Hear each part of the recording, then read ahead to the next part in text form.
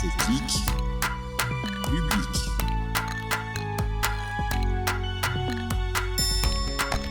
Technique publique. Découvrez l'édition 2026 des Olympiades de l'éloquence organisée par le réseau des écoles de service public avec le deuxième prix remporté par l'Académie militaire de la Gendarmerie nationale. Marc, concentre-toi s'il te plaît. Il est 14h30, on est dans les toilettes de la BNF, on a été sélectionné, on peut pas ne rien dire pendant 6 minutes. Quoique. Non. J'ai l'impression d'être un science-piste devant sa copie de culture générale d'un obscur concours de la fonction publique. J'ai raté l'ENA. Évidemment. Justement, on pipote. Thèse, antithèse, prothèse, on n'y verra que du feu. De toute manière, arriver en finale en ayant été prévenu la veille au soir, c'est déjà panache. Personne n'est venu nous supporter de toute manière. Si on se craque, personne ne le saura. C'est pas comme si c'était filmé. Ok, mais reprenons nos esprits. Brouillon, stylo, bouteille, paquet de M&M's, MacBook. Définition des termes du sujet. L'ordre d'abord.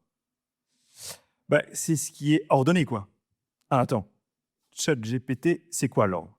Disposition qui satisfait l'esprit semble la meilleure possible. Aspect régulier, organisé. Ouais, ok. C'est quand même carré. Guillaume, il faut qu'on bosse un peu. Ok, écoute, comme tout bon étudiant, je vais citer un livre que je n'ai pas lu, d'un auteur que je ne connais pas et que personne ne connaît, François Sureau. Apparemment, il est académicien. Je le cite donc, « La liberté est une étrange chose. Elle disparaît lorsque l'on veut en parler. On n'en parle jamais aussi bien que lorsqu'elle a disparu. » Ça claque, non? Et en plus, j'ai aucune idée de ce que ça veut dire. Mais ça claque. Ok. Définition, check. Maintenant, problématique. Dans quelle mesure? Il faut toujours commencer par dans quelle mesure? C'est un prof en L2 qui me l'a dit. Dans quelle mesure, donc, l'ordre sert la liberté? Bah oui, quand on propose deux notions dans un sujet, c'est qu'il faut les rassembler. J'ai une vision. Grand 1, le sophisme. Ordre comme asservissement de la liberté. Grand 2, l'ordre comme corollaire, j'aime bien ce mot, de la liberté. Et le grand 3? Alors, certainement pas. Je suis juriste, moi. Je ne suis pas philosophe. J'ai des principes. Ok.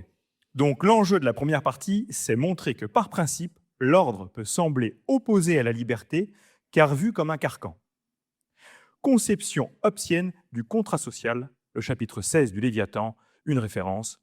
L'ordre sert la survie, la liberté est accessoire. Accompagner une référence d'un exemple, peut-être? Le communisme? Tu le fais exprès? Non, je rigole. On peut parler, je sais pas, des prisons par exemple, des galères, des travaux forcés, du bagne ou même de l'armée. De l'armée?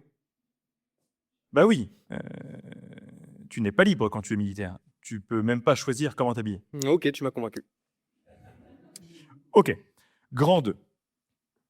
L'ordre est nécessaire à la liberté. On peut parler de Thomas d'Aquin, qui estimait que la liberté se joue avant tout dans la tête et que même en prison, on est libre car on peut penser. Ça se voit qu'il a jamais connu la prison.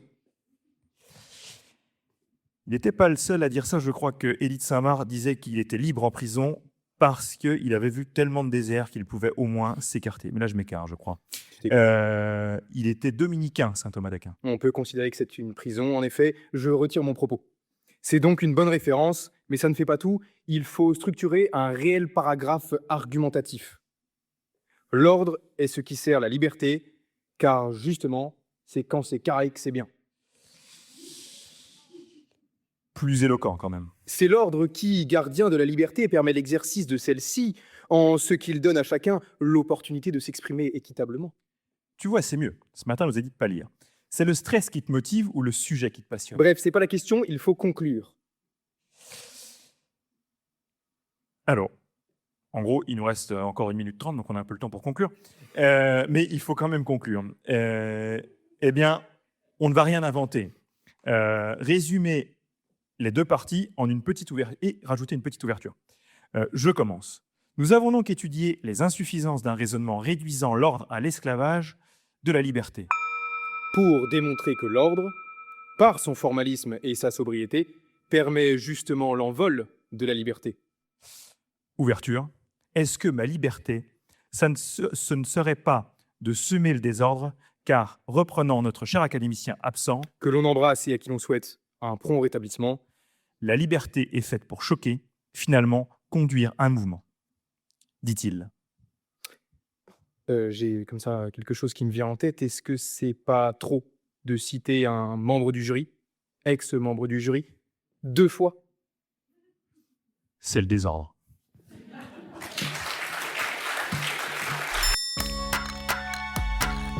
C'était Déclic Public, le podcast du réseau des écoles de service public.